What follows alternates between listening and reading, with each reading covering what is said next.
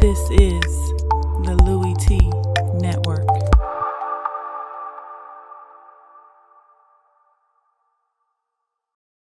I'm ready for some football. I don't know about you. Who else could it be but your man Lou? Yeah. Overtime! So we head to overtime.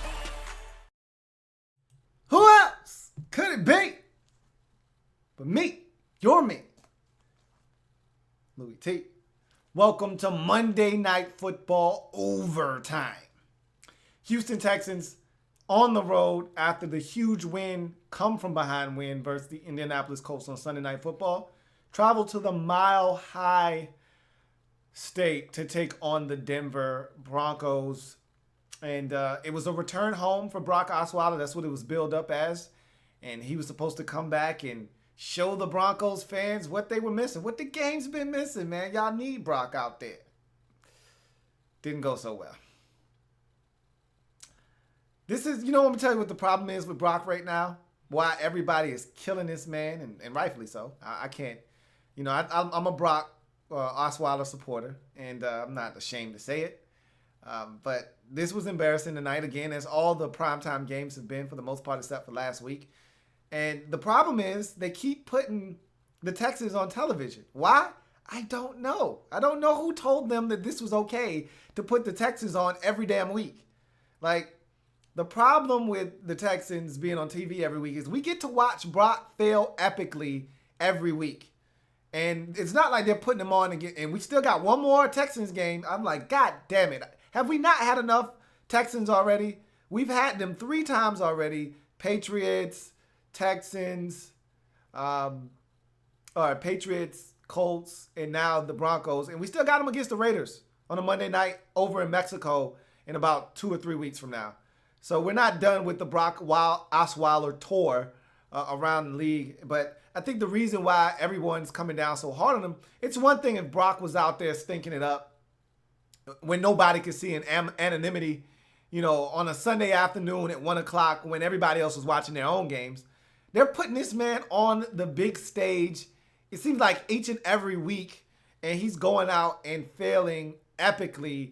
And so everyone is getting to see him, and it's just making the situation worse than what it really is. But I must say, tonight was another embarrassing night. I felt like a parent who's sitting in the stands, and their kid's out there playing ball, and the kid is just stinking it up, man. I mean, he gets the ball and he's traveling and misses a wide open layup, and somebody in the stand says, "Man, whose kid is number 24?" And you look like, damn it, that's my kid. And you don't want to claim him, but that's your kid. You're going to stand up for your kid. That's my son, man. What's wrong with you? Sit your ass down. But deep down inside you was like, God damn, he sucks. And you didn't want to say anything, but you got to. Can't let anybody sit there and trash your kid. And that's how I feel about Brock Osweiler, man. Tonight was embarrassing. I kind of don't want to claim him, but I know for the greater good, he'll be fine. And I know you guys are going to beat him up again tonight, and that's fine. It's fine. It's all good. It's fine. I can't defend what he's doing right now. It's not good football. But he's like any other young starter. Treat him like a rookie, because that's what essentially he is. This is his first time having controls over an organization. And look, you want to call him garbage, knock yourself out. I'm not going to stop you. The man stunk it up every time we've watched, except for the last 4 minutes of the Indianapolis Colts game. He's been horrible, horrific. So you want to beat him up, the floor is yours. Go ahead and beat him up. I'll get to your comments later. But with that being said, welcome to the Louie Tee Network. I, of course, am your set man, Louie Tee. Subscribe to the Louie Tee Network if this is your first time here, man. And again, welcome. Welcome. Where you been at? Been waiting on you. Yeah, you. Been waiting on you. Subscribe to the Louie Tee Network for more great content in 2016 and beyond. Obviously, we changing the game over here, man. This is what we do.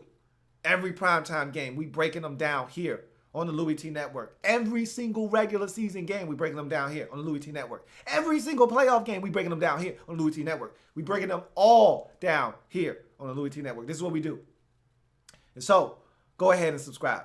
Also, I'm on Twitter At In the Lab Room is the Twitter handle. If you happen to be on Twitter while you're watching this and you want to say, hey, I want my comment read. You don't want to come into the chat box and chop it up, but you want to do it on Twitter, that's cool. Do it. Use the hashtag Louie Tee Live, whether you're on Twitter or you're on the YouTube live chat and you're in the discussion chat box. Either way, Louie Tee Live will get your comment read at the end. Also, I'm on Facebook. In the Lab Room is the Facebook page. And there's a lot of things that I'm trying to work out, a lot of kinks I'm trying to work out with that. So you want to get on board. Just trust me. Trust me on this one. If you don't listen to me on this. You want to get signed up on Facebook if you're on Facebook, because I'm about to change the game up there too. So with that being said, let's jump into this, man. Let's jump into this breakdown. Texans, Broncos, likes, dislikes, banana in the tailpipe. Like, dislike, banana in the tailpipe. What y'all, the second team? We're the first team. Yeah, we're not gonna fall for a banana in the tailpipe. You're not gonna fall for the banana in the tailpipe? All right, so it wasn't much to this game, to be honest with you. This was an easy watch. Easy on the eyes because I didn't have to pay attention. I knew what the hell was going to happen, so I could be multitasking, and I'm a horrific multitasker. I can't do more than one thing at a time. So this is an easy watch for me. It allowed me to not watch, but watch at the same time. Keep an ear open, maybe one eye on this TV screen, but I'm doing other things to occupy my mind. So this was a cool watch, man. Cool watch. All right. First, likes, dislikes, banana and tailpipe. We start with the road team, that being the Houston Texans in this game. We get to the first half likes. A.J. Boye. A.J. Boye was balling in the first half. Balling! Shoot the J. Shoot it. A.J. Boye was locking those boys up, man. Playing some real quality corner out there. And they can use that, especially with the injury to their young fella, Johnson. They're going to need somebody to step up, and that man seems to be A.J. Boye. Hell, he looked better than Kareem Jackson, and I know Kareem's just coming off of the bench being injured. But that being said, A.J. Boye looked like the best you had to offer on this night. He looked damn good in the pass game, in the run game. A.J. Boye looked legit in the first half. The Texans' run game led to both of the field goals in the first half, or in the first quarter for that matter. Both field goals came in the first quarter. They didn't score in the second, but the run game was good tonight. Alfred Blue ran solidly, but the best player on the offense this season has been Lamar Miller, and that was the case in the first half of this game until he got injured and had to miss a good portion of the second quarter. And as you notice, when he took to the bench, that's when they started to struggle, and that's when they were no longer kicking field goals. They weren't getting any points at that point. So Lamar Miller, a huge part of what they do. The run game I thought was solid for the Texans, and it led to both of their field goals in the first half of this game. You go to the first half likes for the Denver Broncos. Trevor Siemian. He's everything that Brock Osweiler isn't right now. He takes command of the game. Whatever the defense is giving him, he takes it. He makes the play that he's supposed to make, the throws that he's supposed to make, and he doesn't turn the football over. And that's everything the Broncos need in a quarterback right now, and that's what Trevor Siemian is giving them. And he was really solid in the first half. Had a drive where he went 5 of 5, took his team down the field. They ended up getting in the end zone on a C.J. Anderson run for a touchdown. He was huge on that drive. Had another drive where he hits Demaryius Thomas on a nice out route in the end zone. Beautifully done. Well executed possession. Again, everything they need him to be, that's exactly what Trevor Siemian has been for them this season. And he's on my likes list in the first half. The run game. Just like the Texans' run game was the catalyst for what they did in the first half, so was the case for the Denver Broncos. Their run game was outstanding all day long, or all night long, and all evening long. Those boys toted the rock, and it started in the first half, and it really picked up in the second half. Trevor Siemian didn't do much in the second half, didn't have to, because the running game did a lot of the damage in the second half. C.J. Anderson over 100 yards. When's the last time he did that? Okay. Also, Devontae Booker. Devontae Bay had a nice game, probably his best game as a professional in this game. So I wouldn't be surprised if you looked up at the stats and the Broncos were approaching 200 yards rushing in this game. Both backs had a really good day. And if Trevor Siemian added anything with his legs, I don't recall him doing that. But if he did, they might have surpassed 200 yards rushing in this game. So the run game, for me, huge like in the first half. And really, you could extrapolate that over the second half as well. The running game was the biggest force that the Broncos had on this evening on the offensive side of the football. First half dislikes. We go back to the Texans. Offensive effectiveness, okay? They just lacked it in the first half. And I thought the defense was okay. It wasn't great, but it wasn't terrible. They got more help from their offense sustaining. Maybe the defense would have played a little bit better. You would have loved to have seen them get a little bit more pressure on Trevor Siemian. Never really felt like they got serious pressure on him, but they did force the issue enough to get a ton of holding penalties that negated Broncos drives and big plays for them. So I'm not going to blame the defense for this. Offense needs to do more. Can't kick field goals. You know the mantra. You know the motto, man. Field goals don't win games. Touchdowns do. You can't keep kicking field goals. You got to get in the end zone at some point. They didn't on this night. They didn't in the first half.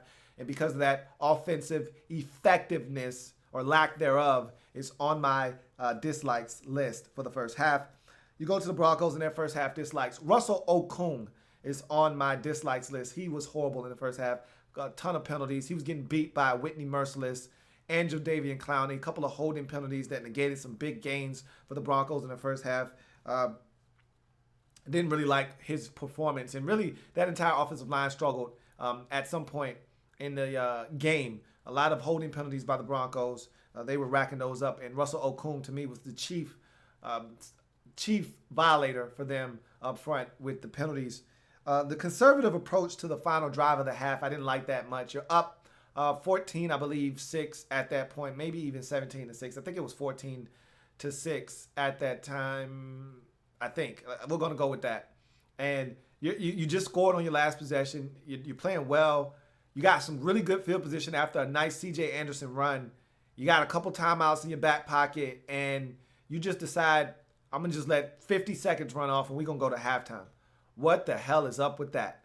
You're acting as if you have Brock Osweiler as your quarterback or something. Or one of these dum-dums like Ryan Fitzpatrick that'll throw it away to the opposite team. He's been taking care of the football. There's no reason to be skittish with Trevor Siemian. Let him rip it. Even if it's a screen that you run the screen then. If it doesn't work, okay, you say, all right, we're going to go to halftime. But one incompletion and then a run and you say, all right, let's go to halftime. I just don't like that. You could have got a field goal out of that. You're in Mile High, altitude, ball carries, get in the field goal range, let your big leg kicker attempt a 55-yard field goal going into halftime. I don't understand the logic there. You saw players visibly frustrated, C.J. Anderson among them, ripping off the chin straps like this is some BS.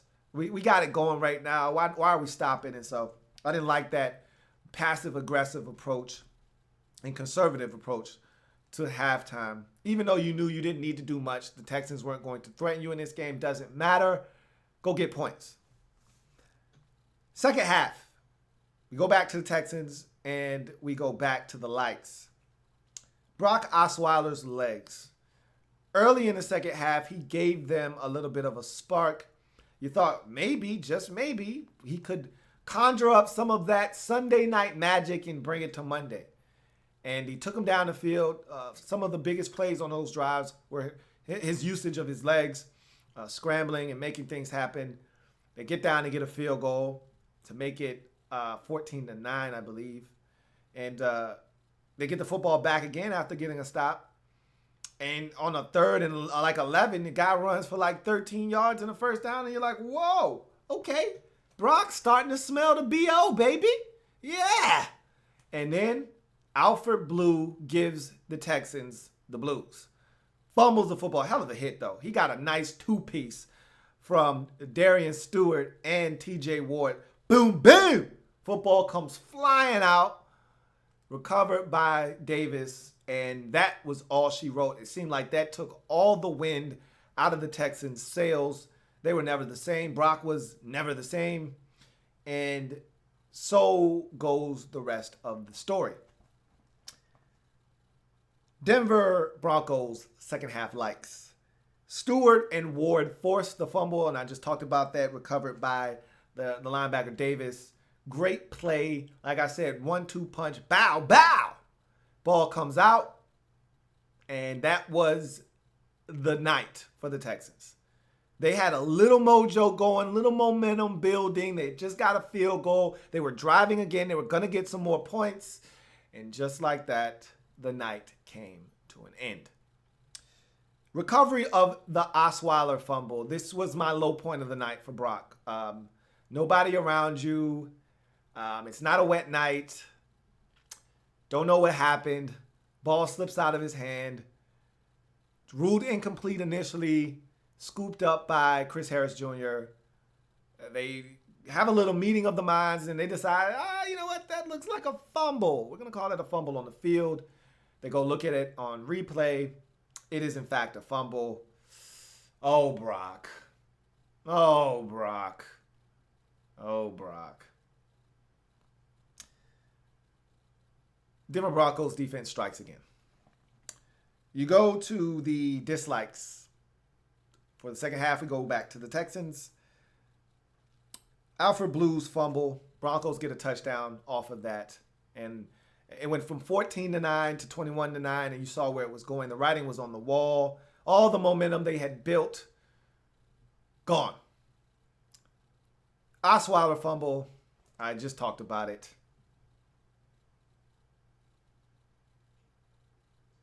Denver Broncos, second half dislikes. There aren't any. The offense put up a couple more points. The defense only allowed a field goal. Special teams didn't do anything outrageous. They just continued to cover kicks. Not much to say. Broncos got it done 27-9. Dominated the football game. And the Texans continue to look pathetic versus real, legit competition. So, there you have it. Broncos go to 5-2 on the season. Big win. Got to go get them. You know, can only beat who they put in front of you. They put an inferior opponent in front of you. Destroy them. They did. They go to 5-2, go back to first place with the Oakland Raiders, and get a tie there. We'll see what happens as that division really starts to tighten up. Chargers getting a win, Chiefs getting a win, Broncos getting a win, Raiders getting a win. The whole division wins in week number 7. Meanwhile, the Texans, they're going to lose this division. I have a feeling. I don't like where this is going. And without J.J. Watt, that J.J. Watt injury really hurts. That was really selfish on his part to come back early. He should be coming back right about now. They could have been right here where they were without J.J. Watt. They would have been still sitting right here at 4-3 without J.J. Watt. He didn't need to play a single game. He had no impact in those early wins, early in the season. There was no dominant J.J. Watt game. He could have been coming off of the PUP list right now and helping his team. Instead, J.J. Watt got to come back week 1. So pretty much RG3 all over again. Robert Griffin III. All in for week 1. Got to be back. I'm tough. I'm J.J. Watt. This defense is missing J.J. Watt, man. And in any event, Texans are now 4-3. And everybody else in the division, sans for the Jacksonville Jaguars, are 3-4 and breathing down the necks of the Houston Texans. The only legitimate threat to the throne is, of course, the Indianapolis Colts. And I do believe that they're coming for what is theirs, the AFC South crown. I looked at Brock this evening and I said, Brock, these numbers that you put up today, these aren't preschool numbers. I was making fun of Carson Wentz earlier. I said he had preschool numbers, man. Some real preschooler-like numbers. Brock Osweiler took the cake tonight. He had daycare numbers, man.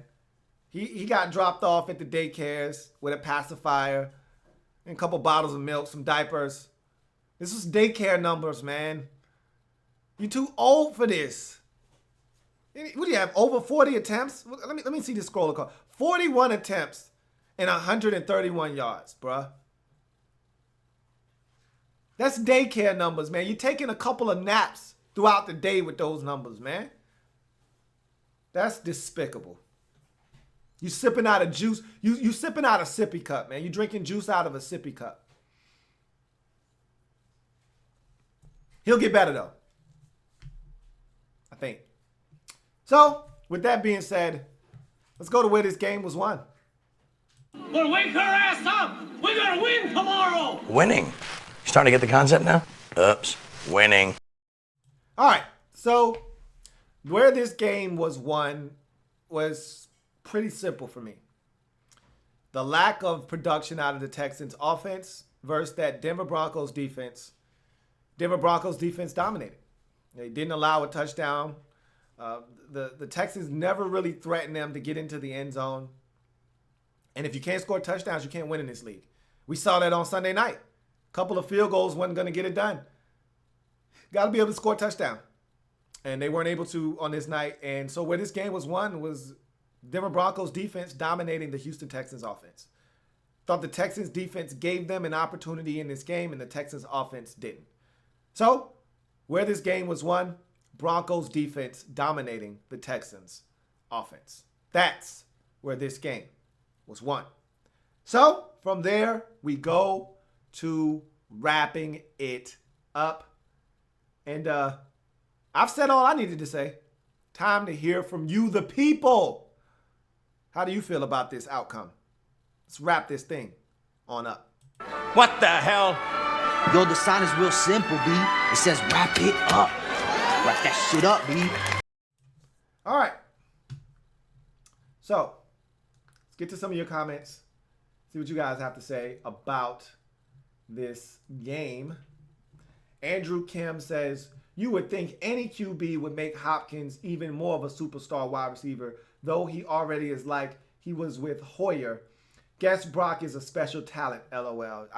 I said the same thing to myself as I was watching this game. I'm like, how is it that D-Hop or Nuke is worse with Brock Osweiler and not better than he was with all of those bums? I mean, they went through like 5 or 6 quarterbacks last year. Tom Savage and Brian Hoyer and all of those guys, man. It was a train wreck last year, you know, and they still got the football to Nuke every week.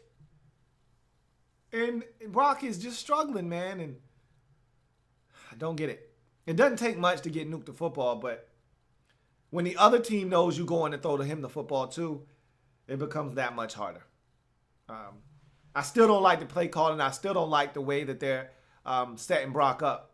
Should be a lot better in terms of getting the football out of his hands quicker. I know he throws a lot of underneath stuff already, but I'm talking about wide receiver screens to Will Fuller. I'm talking about hitches. I'm talking about comebacks, shorter routes. Everything, it seems like it's 5-7 step drop. It's long developing. I just don't understand how they don't understand the concept of getting the football out of his hands quicker. I just don't get it. With all these guys that are talented after the catch, like a Will Fuller, like a Braxton Miller, hell, even D-Hop or Nuke is special with the ball in his hands. Get it to these guys sooner. I don't understand. In any event, Enrique Valencia says, Brock Osweiler worth every penny. He will be, eventually, I think. Andrew Kim says, will we soon see the man, the myth, the legend, Tom Savage? LOL, nah, man. Tom Savage is officially a backup quarterback in this league, straight up. Smoke, I was right about Brock. Give him some time. Give him some time. Give him some time. Give him some time. We live in a society that loves instant gratification. If things don't work right now, we got to get rid of it. We got to change. That's how things are destroyed. You don't allow things time to build. How are you ever going to have anything of substance? Give him time. He needs time. Go do me a favor. Go look at Ben Roethlisberger's stat line from the Super Bowl in his second year. Those are baby numbers. He's in his crib with his pacifier in his mouth. Those are baby numbers, and they still won. Give him time. He needs time. You guys are treating this man like he's a 8-year veteran, like he's Billy Ho, like he's Ryan Fitzpatrick. This is his first time actually starting with guys he's never played with. Give him time.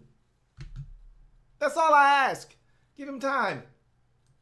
Captain Spartan 04 says, Broncos making me feel sad with that pass rush. Can't wait till we get Bud Dupree and our pass rush back. We will have some life. Shazier completely healthy too. I don't know if Shazier will ever be completely healthy.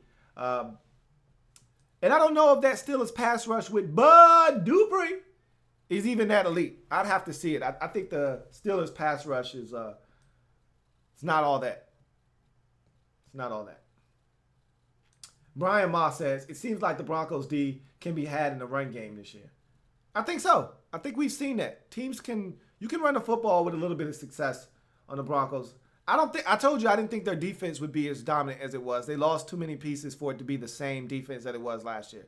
You know, you lose Danny Trevathan, you lose Malik Jackson in the middle. It hurts your defense. This is not the same crew from last year, but they're still good. Make no mistake about it. But I think up front is where they're lacking. Yes, I agree. Nick Riley says, man, high key, tell me my Vikings still ain't the best defense in the NFL. We don't let teams run or pass on us, regardless who the opposing QB is. We hold them to 53 rating or worse.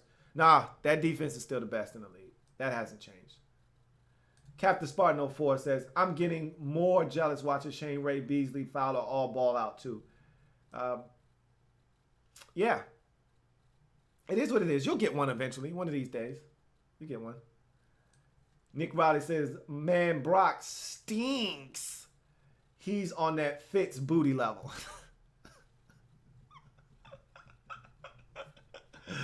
Yeah, he's been real funky this year, man. I wish I could say something and have a counter to that. I can't. He's been funky this year, man. He smells just like a bag of assholes right now. I can't defend that. Captain Spartan 04 says, Monday Night Football giving us Jay Cutler next week. What did we do to deserve this? I don't know, man. They killing me on Monday Night Football. I'm like, Jesus. Why? Really?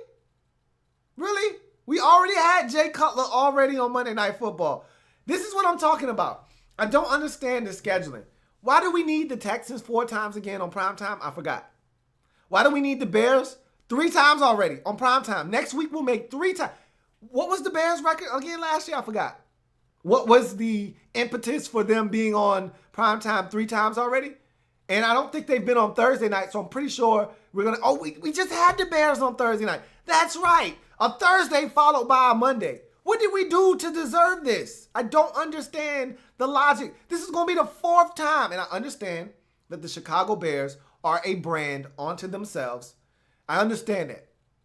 But why 4 times? They don't deserve 4. If you would have told me the Jaguars were going to get 4 primetime games, the Raiders were going to get 4 primetime games before the season started, I would say, okay, those are trendy, hot little picks to do some damage in their respective divisions and in the AFC conference. Okay, I get it. I understand why you would give them all those primetime games because you're expecting something from them. Nobody expected anything from the Bears before this season started. Nobody said, oh, John Fox has those boys playing football. Look out for the Chicago Bears this year. They could be a sleeper team in the AFC North. Nobody gave the Bears a chance in hell of doing anything in that division or in the NFC conference as a whole. Why are we watching the Bears on Monday night for the 2nd time, just off of Thursday night? And oh, by the way, we watched them get destroyed by the Cowboys on Sunday night too. Why? This is why the scheduling on Monday night, Thursday night, and Sunday night has been so bad this year, because they keep putting this trash in front of us and expecting us to just be like, oh, it's Monday Night Football. We should just enjoy. It's more football for us to enjoy. No, we want to watch good games. We want to watch good teams. We don't want to watch the Bears.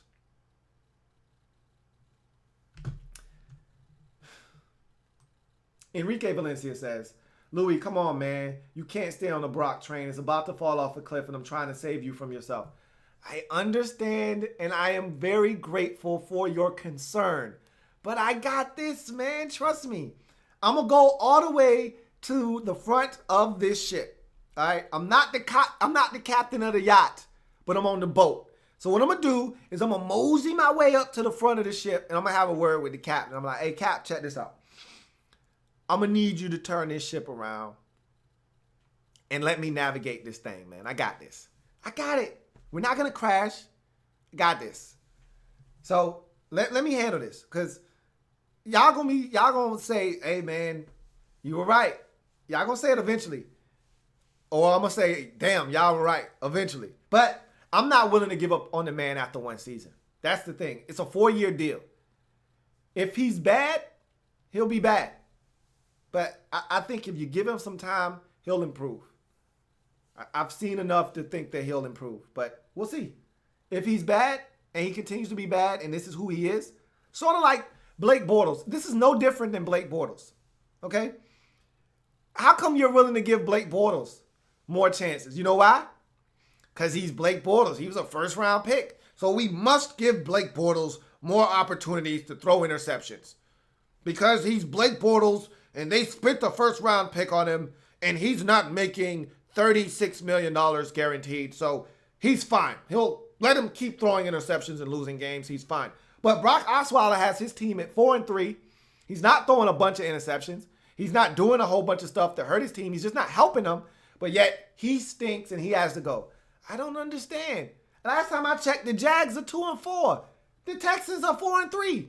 Which one would you rather be? I don't understand. But I don't hear anybody calling for Blake Bortles' head. And he's got more career starts. He's started more games. He's more of a veteran than Brock Osweiler is, who hasn't even started enough games to be classified as a rookie in this league. But yet, we want to kill Brock Osweiler. Get him out of there. He's no good. I'm not going to jump off the bandwagon, man. I can't do it. It's too early. If that were the case, Kirk Cousins wouldn't be the Redskins quarterback because everybody wanted him out of town after he threw a ton of interceptions the first year. You got to give these dudes time, man. Don't happen overnight. Rome was not built in one night. Whatever the hell that means. So I'm going to stay on my boat, man. I'm not the captain of the ship, but I'm on the boat.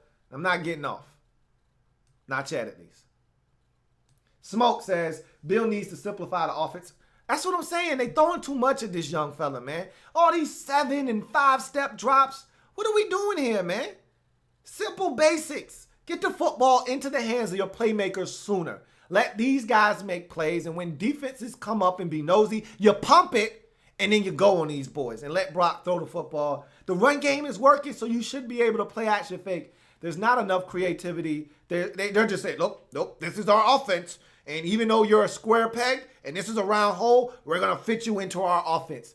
Gradually build him into your offense. Gradually work him into the quarterback you want him to be. Nope, they're just trying to rush him into things, and it's not working right now. And it doesn't seem like they're trying to conform or anything. They just seem rigid. You're going to fix this or else. First name, last name says, do you think Von Miller is the best defensive player in the NFL?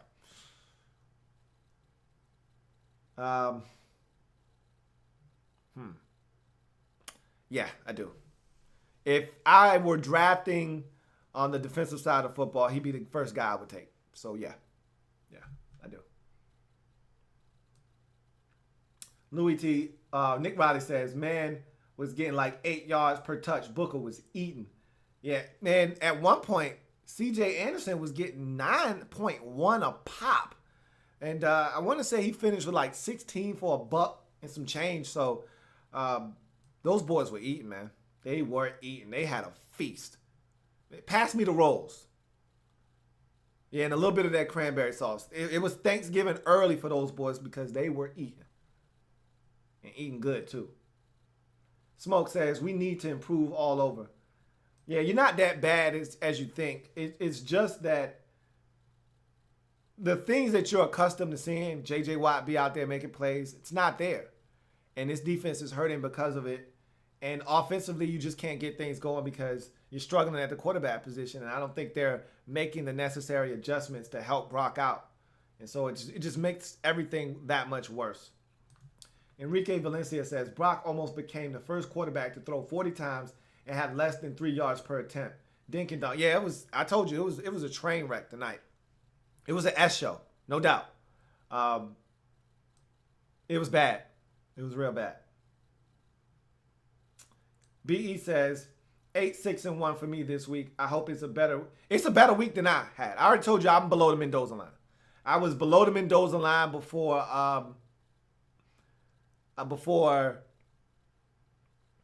the Sunday night game because the Falcons lost. And once they lost, and I knew if the Falcons won, I would have made it above the Mendoza line. I would have been fine.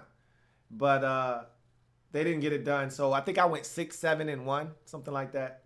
I would have been 7-7-1, which would have been fine. But it is what it is, man.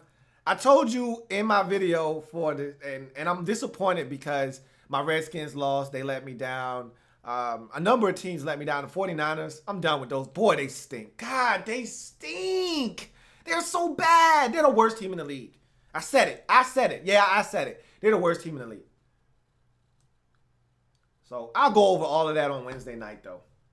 Why isn't Ty Sombrilo? I know who he is. You didn't have to explain. Playing that much. Obviously, he's not getting the job done or he's injured.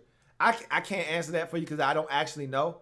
But he was their second-round pick out of Colorado State a couple years back. And I know he dealt with some injuries.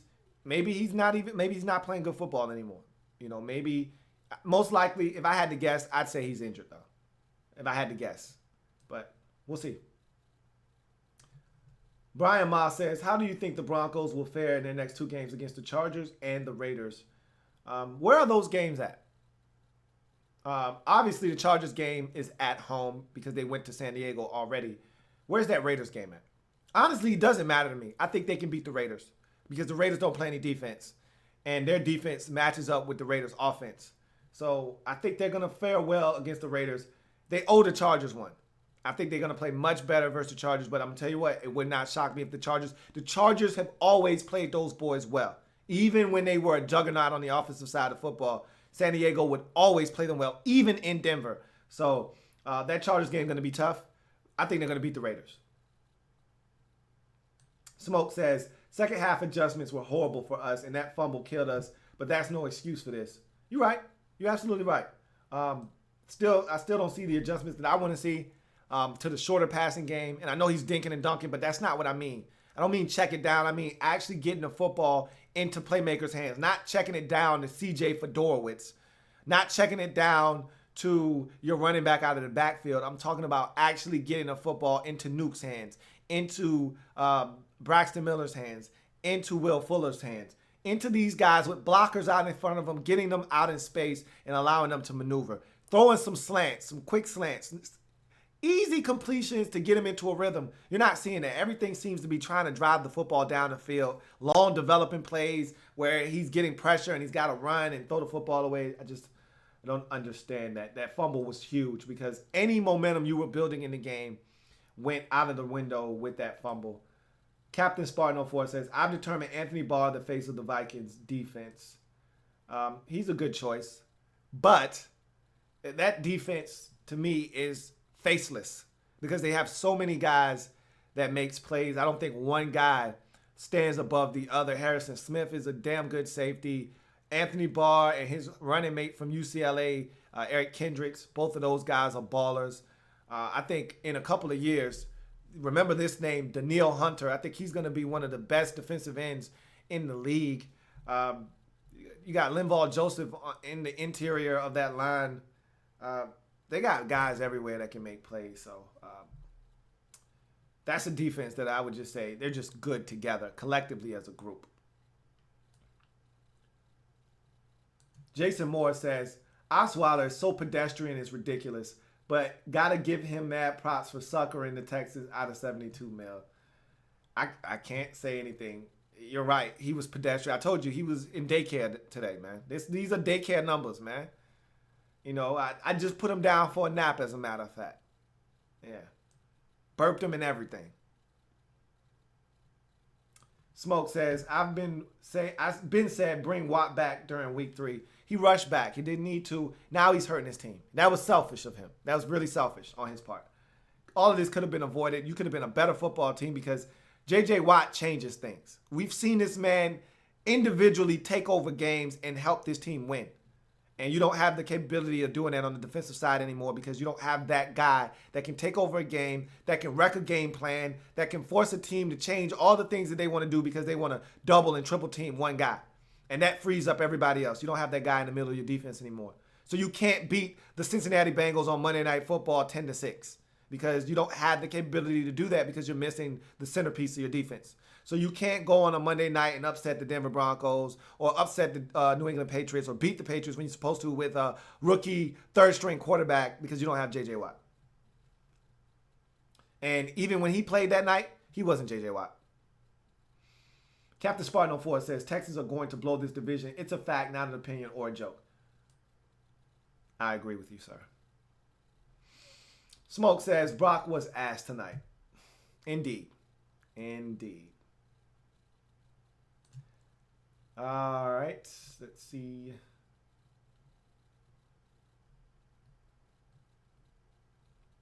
Skipped over a bunch of comments. So I need to go back up.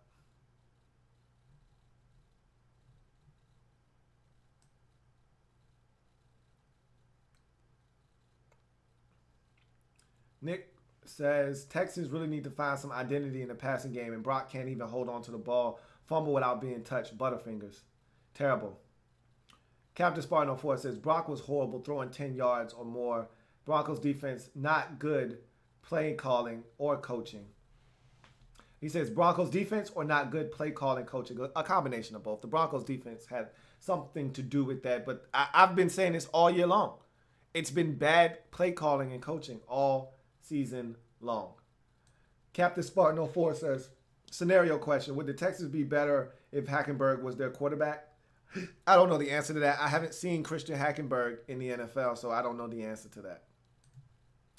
Aqib Talib is getting, this from Captain Spartan 04, Aqib Talib is getting most of the credit for the Broncos secondary. Why can't Chris Harris and Roby get more love? They do. It's a collective unit. You know, Aqib Talib keeps getting these pick sixes, and he's the biggest household name. He's the guy that is most universally known. So, of course, his name is going to roll off of everyone's tongue first.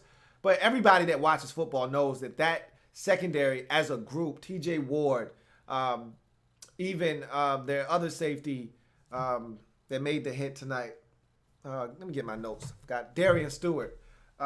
Everybody knows that those guys are just as a bigger part of that secondary as Aqib Talib is. Chris Harris Jr. might even be more vital to that secondary than Aqib Talib because he moves around outside and in the slot, which is more vital to any defense than a guy that just stays on one side of the field. So everybody knows what Chris Harris and Roby mean to that defense. Smoke says, this offense needs to change to cater to Brock and the defense needs to step up. Agreed. No, I'm not answering any calls, BE. Smoke says, I need to be the GM already. I hear you, man. A lot of us feel like we should be wearing a GM cap for our teams. I'm glad I got a dude in charge that I don't feel that way anymore. Nick says, they're giving us Cutler because they know my Vikings are going to put his ass in the dirt. We're about to make him wish he didn't come back. Probably will do that. You probably will do that. Yeah. Smoke says, best defensive player as of right now. Oh, in the league? I think we just came to the conclusion that was still Von Miller. 7.5 sacks. He didn't get one tonight, but that's still good enough for second in the league. A guy that can get you double-digit sacks every year. A guy that is a menace at the end of ball games with the game on the line. A guy that's just as dominant in the run game as he is in the pass game. I'll take Von Miller every day of the week. Smoke says, it's because I'm impatient and I have a right so far. And I've been right so far. I'm not mad at you, man. I understand the lack of patience, but I'm a patient guy because I understand that everything takes time. And it's a process. And I had to preach that to my Redskins fans because every pick Kirk threw, every game he didn't have that wasn't to their liking. Get rid of Kirk Cousins, he stinks. We got to get a new quarterback. He can't do it. And I'm like, I was preaching the P's, man. P and P. Patience and process. With every young quarterback that needs to be the rallying cry and the motto. P and P, man. P and P. P and P. Patience and process. You're gonna need a lot of both. It's going to take both. And if you're not willing to put in either one, sort of like people trying to grow grass in their yard. I get people that come in the store all the time. Hey, man, which one of these grass seeds going to grow? All of them grow. Are you going to put in the work to make it grow? You going to water it 2 times a day? You going to make sure that you're doing everything, you're fertilizing it, you're putting lime down. Are you going to take care of this yard? Because if not, don't waste your money. People think they're just going to throw down grass seed and walk away. No water or nothing. And then come back and complain, this stuff didn't work. Yeah, you didn't do what you were supposed to do. How the hell you think it's going to work? These aren't magical grass seeds. This ain't Jack and the Beanstalk. You ain't just going to throw these down and it's just going to grow magically. Same thing with the Texans. Same thing with quarterbacks. Not just the Texans. This isn't just the Texans because this is a league-wide epidemic with coaches, with quarterbacks, with players. We love to just pass guys off. They don't work right away. Get rid of them. Get the next guy in there. But at this particular position, with head coaches, we do the same thing. Oh, this guy's not getting it done. I see my man MJ on his channel. Every time the Titans get a new coach, 6 weeks into the season, he wants their coach fired. Every time. Every time. Oh, this guy is horrible. We need to fire him now. You don't build that way. You only destroy when you do that. You only destroy. And I'm not with that. I like to build something of substance. And you can't do that when you're trying to fire your head coach or you're trying to get rid of your quarterback after every bad throw, after every bad decision made. You gotta roll with the punches, man. You gotta give these guys a chance to figure it out. You know, it's one thing if you've been a head coach in this league and you're a retread. All right, I got less patience for you. You've done this before. You should know better. Figure it out and figure it out faster.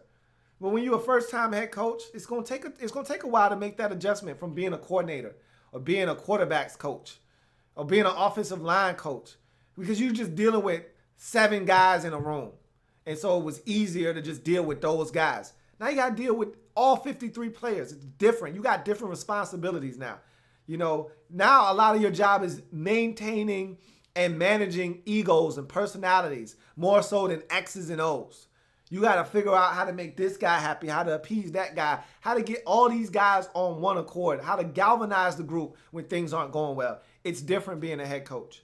Same with being a quarterback, a starting quarterback. It's one thing to be a backup. You're not getting a lot of reps. You know, you're not getting a chance to game plan. They're not game planning around your talents.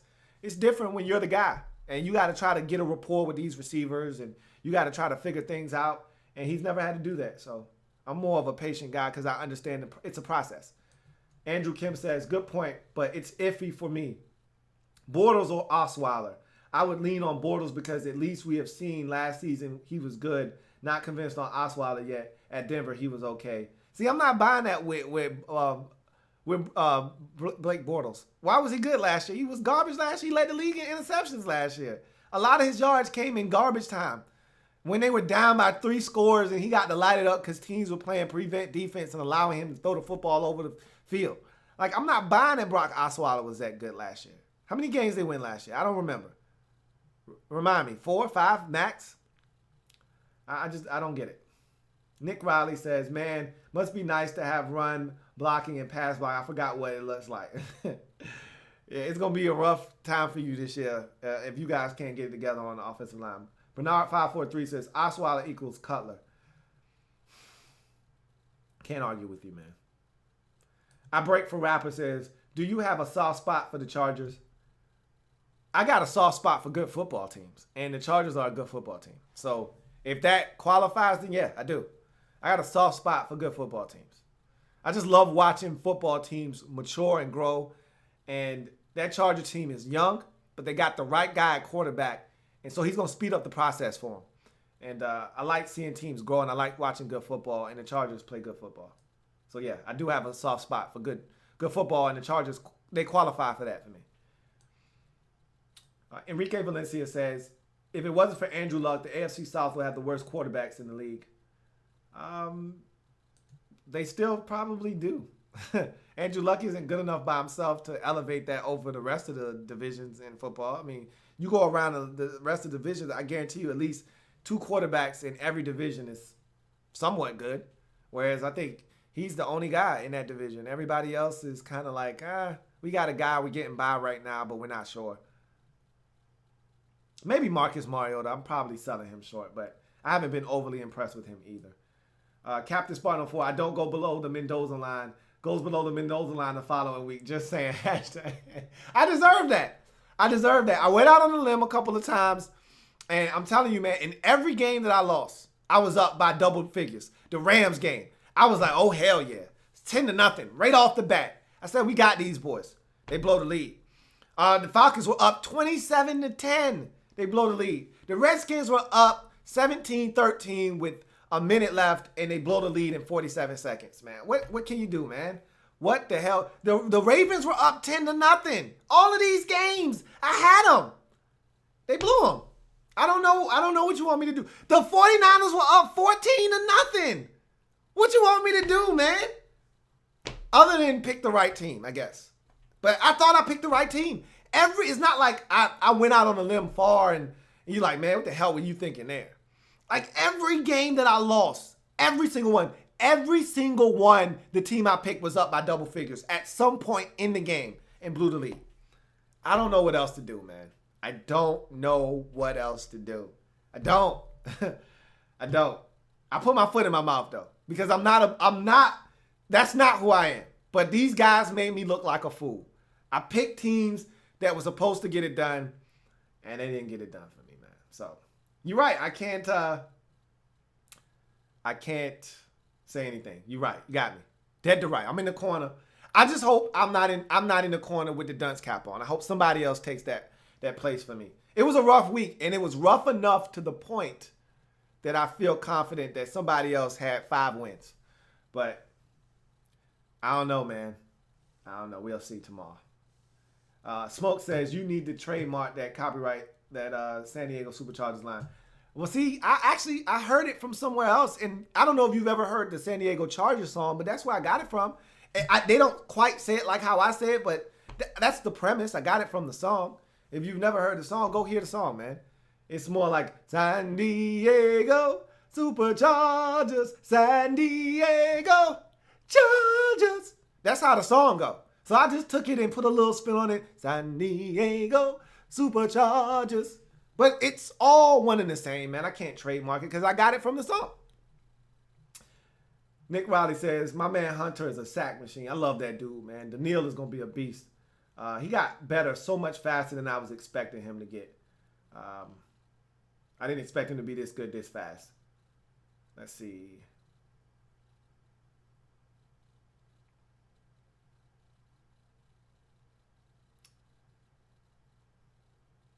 First name, last name says, I know that Osweiler is trash. I can't defend him. All I can do is tell you to wait. That's all I can do. I can't defend his play. Captain Spartan 04, Matt, okay, there y'all go with them hypotheticals again. I'm going to leave that alone.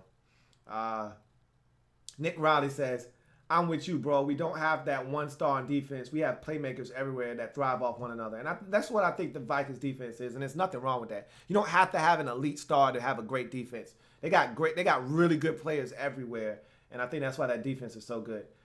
Smoke asks, your playoff picture right now. I don't have one. Much like you with making predictions before the season starts and giving records out, I'm not a big in-season, playoff picture scenario guy. I like to let the season play out, and then I kind of give you my thoughts as we get we're not even at the halfway point of the season yet. Too early for me to start making those kind of predictions. I don't even like using the P word this early, man. It's the P word right now. I don't even want to talk about the P word. Sue Allen says, should Osweiler stay? He's not going anywhere. Even though the Texans do have some exit ramps out of that deal after the second year, I think he'll be playing better football by then. Nick Riley says, man, I'm telling you, though, my Vikings defense ain't even its best yet. Let us get Floyd back, man. We're going to be killing QBs for breakfast, lunch, and dinner. The man got his fork and his knife out. That's nasty. We'll see what happens. Smoke says, I wish Jason Verrett was healthy. He's a very good corner. I remember we were high on him in 2014. I'm still high on Jason Verrett, man. He just can't stay healthy. For the life of me, he can't stay healthy. BE says, I feel the Broncos defense was out for blood tonight. They felt Brock turned his back on them. I think I felt a little of the same thing. You saw the crowd and all the signs. They wanted to make sure that they got him tonight. Smoke says, I'll try to be patient from now on. It's hard, man. When you're a fan and you living in it, it's hard, especially when you see a guy going out and making mistakes week after week. But it's a process, man. It's not going to happen overnight, Smoke. I promise you. He won't be this bad this time next year. And you'll know by this time next year if he's any good. If he continues to play this way, then you'll know. And then you can say, all right, we need to move on. But I promise you, if he keeps playing, if he stays healthy, if the guys around him stay healthy and they can build some continuity, I guarantee you he will not be this bad this time next year. Andrew Kim says, nice reference, Lou, with the grass, LOL. Lazy ass people want fast growing grass. I'm telling you, I see it every day, you know, and it kills me, but I just laugh at people, man. I just laugh at people. I swear. Kills me. B says, the Chargers do have the shittiest luck, or they need a new medical trainer, 5 ACL tears in 7 games. I don't even know if there's anything you can do about that. You know what I mean? Like, you'd like to think the trainers had something to do. They need to stretch more or something, but I don't even think there's anything you really can do about that, man. It's crazy. Man, it's just bad luck. Smoke says, who's your favorite team to watch minus your Skins? I like watching the Chargers. I like watching the Falcons. They've played some good football games this year. I like watching the Seahawks. They always play aggressively. Those are teams that I like to watch. You know, those games are always good. They're always fun to watch. Those are some of the teams I like to watch. I mean, but I'm just a football junkie, man. You put football in front of me, I'm going to watch. Even when it's a bad watch, I'm going to watch. So even the Bills are fun to watch sometimes, you know, the way they run their offense. Smoke says, you got one player on defense and offense to start building. Who you got? It used to be Aaron Rodgers on offense, and it would be Von Miller still on defense for me. But the way Rodgers has been playing this year, I don't know if it's Aaron Rodgers anymore. Maybe it's somebody else, you know. It obviously is going to be a quarterback. Now, you take the pick of the best ones this year, you know, Matty Ice, Phillip Rivers. You know, those guys are gamers. Ben Roethlisberger still getting it done at a high level. Andrew Luck is another guy that I really like. Derek Carr is another guy that I might take. You know, I'd have to sit and analyze, but all of those quarterbacks to me can get it done at a really high level. I would take, obviously, one of the guys with a pedigree over a Derek Carr or Andrew Luck who haven't won anything yet. I'd have to take one of those guys that has won something. So I'd probably take a Ben Roethlisberger or a Drew Brees or one of those types of dudes. Smoke says, NFL MVP as of right now, probably still be Matt Ryan at this point. He's playing at a really high level. I'd still take Matt Ryan over anybody else right now.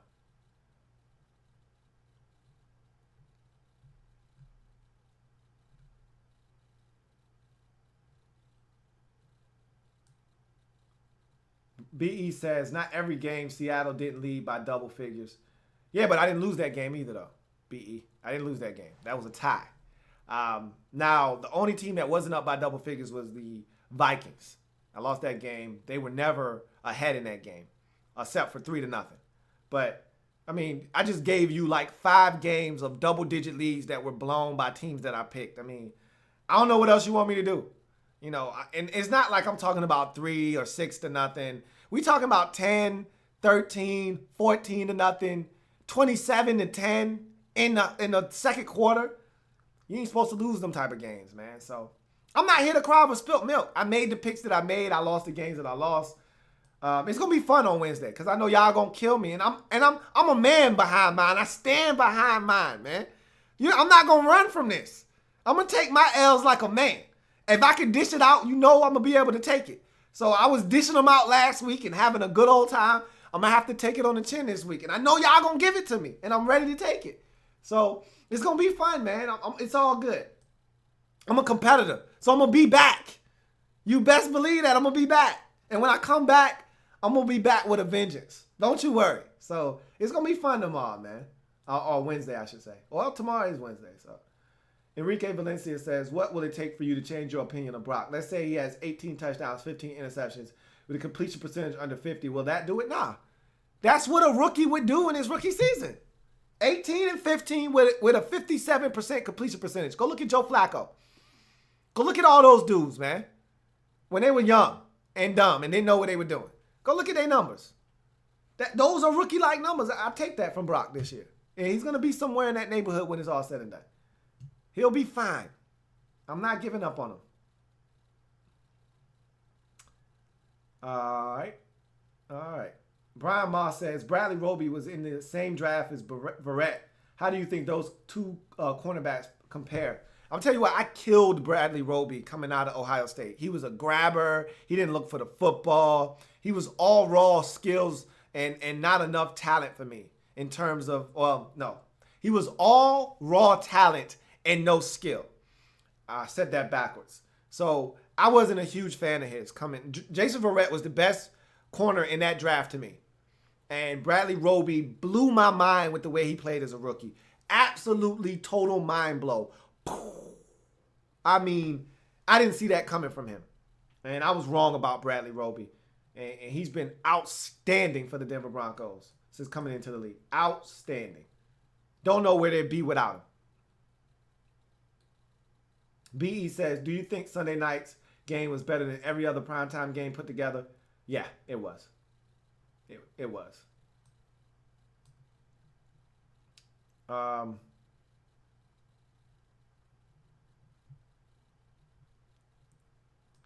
See. Jason Moore says, you watch college too or just pro? I watch both. Of course, I'm more heavily invested in the NFL, but I watch both. Nick Riley says, the two players got to be Brady and Miller. I guess it's Brady. I hate to admit that it's Brady, but it's probably Tom Brady. You're probably right. You're probably right. But how are we building this team? Are we building this team for 1 year, or are we building it for the future? Because if we're building it for the future, then, I mean, how much longer? I know Brady seems like he's goddamn elastic man or something, and he's never going to phase out. But at some point, he's not going to be able to do it at that level. He's going to wake up one morning, and just like Peyton Manning, he's going to wake up one morning, and it's going to be gone. And we're not going to see it coming. He's going to be coming off of a MVP-like season, and we're like, oh, yeah, Tom Brady, Patriots, they're going to kill it.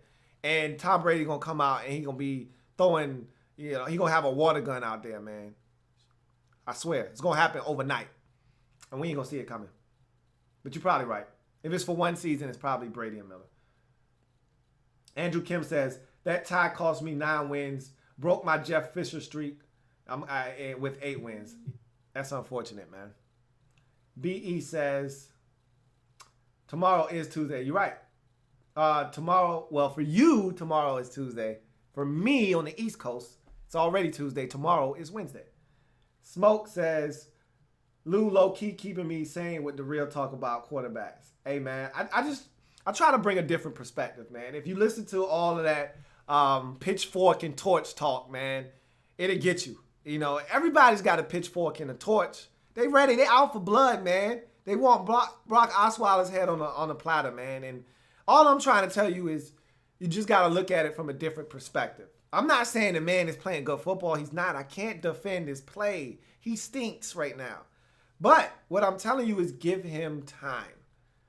Time is the healer of all. Give him time. Give him time. Hey, man, see, know you thinking like me in the division breakdown videos asking if you're talking about future or now. Captain Spot 04 says, can you see us Steelers? What can you see us do to make our defense look like the Broncos? Yes, I know we're young, but still. You need pass rush. You don't have enough of it. I don't look at your team, and I'm not afraid of your pass rush. That's where you guys are struggling right now. Is you don't get enough pressure on the quarterback. You don't affect the quarterback. That's why Brady will get you every time, because you guys don't get after him. You're not going to confuse Brady by dropping 8. You can only make Brady struggle by dropping 8 and rushing 3 and still getting pressure, like the Broncos did, or dropping 7 and rushing 4 and getting pressure on them. And not many teams in the league can do that. Smoke says, do you think Goff should start? Why not? What are you getting out of Case Keenum? Seriously. He's not going to win you a bunch of games. Future is now. Play the young fella, speed up the process, see what you got. BE says, I wish one of us had Discord we could use and talk football. Don't even know what that means. What is Discord? Is that some kind of software or app or something? You know I'm behind on technology. You got to fill me in. Gary Schopel says, been watching your past draft wrap-up series. Got to give you props. You were spot on with the running back for the Fins. I told you Jay Ajayi was a beast. He just needed time. And you see, they were trying to rip Jay Ajayi apart in Miami. Oh, he's this, he's that. They had to bench him, and he didn't even travel with the team in week 1. The dude, if he stays healthy, and it's always been the key with him, stay healthy. Jay Ajayi is a freak. His size, his speed. The only thing that I didn't think he could do was make guys miss and break tackles. And he's been breaking tackles like a madman the last couple of weeks. And the man has had 2 straight 200-yard games in a row. Set an NFL record. If he can do it again, he'll be on top of that. And he'll probably be the leading rusher if he does that again. All of that work Ezekiel Elliott has put in. And in 3 weeks, Jay Ajayi can erase all of that if he can do it one more time. Captain Spartan 04 says, I think the Rams fired Jeff Fisher and his coaching staff. We should go after Chuck Cecil, their secondary coach. They ain't firing Jeff Fisher, man. They about to get that man an extension. What you talking about out there? Brian Ma. I forgot that Jared Goff was even existed. LMAO. A lot of people have, and it's a damn shame. I tell you what, it's a crying shame. Well, those are all the comments. I thank you guys for joining me and filling up the comment section. I really appreciate it. It's always fun chopping it up with you guys. Hopefully, I'll see you on Wednesday for Louie Tee Live. Be on the lookout. I think the NFL Facts pilot episode that I did went over somewhat well. I was hoping to get more views and more feedback from you guys on that video, but I've got enough feedback from you guys to do another episode, and I'll see how it turns out. Maybe I'll promote it a little bit better. Kind of came out of nowhere with it. The idea, I just had an epiphany. The idea came to me, and I just did the video randomly. That wasn't even the series that I was talking about. Had another series, and I don't even know if I'm going to come out with that series now. I may shelve that one and come out with it later date and time, or never come out with it at all. We'll see. But be on the lookout for another NFL Facts episode for week number 8 in the National Football League. So there you have it. Broncos get it done 27-9 tonight. Beat the Houston Texans. Get to 5-2 and get a share of first place with the Oakland Raiders. That AFC West divisional race really starting to gel and tighten up.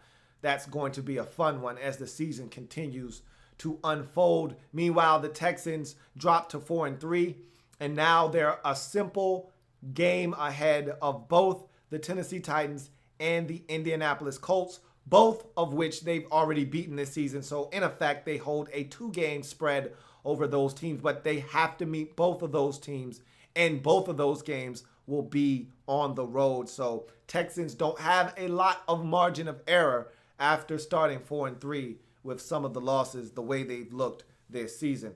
That's going to do it for me here on Monday Night Football Overtime. If it happens in the National Football League, whether big or small, we cover it all here in the lab room. Come back and join your man Louie Tee on Wednesday for more great content. Louie Tee Live, always a blast. Hope to see you then. And for those of you who are Redskins fans, I'll see you for the Redskins Report live. Until then, remember, we're changing the game one live feed at a time. I will see you guys on Wednesday. Enjoy the rest of your evening and night. See you. Broncos won the Super Bowl when Peyton Manning retired. 49ers won 5 games and Tom Sula got fired. RG's in Cleveland and my Rams hit the West Coast. Be sleepless in Seattle cause that 12-man ain't beast mode. Oh yeah, I knew it was something I forgot to mention. Yeah, old Tom Brady about to get that suspension. Yeah, I know the Pats fans probably think that's whack. Yeah, but at the end of the day, your balls was flat. It's that time again. It's that time again to go hard in the offseason, cause we trying to win. We gon' go so hard, we don't take no days off. Hopefully one day it's all gonna pay off. Shout out your defense, they tissue cause they soft. Catch them while they sleeping, we gon' sneak in the playoffs. I'm ready for some football, I don't know about you. Who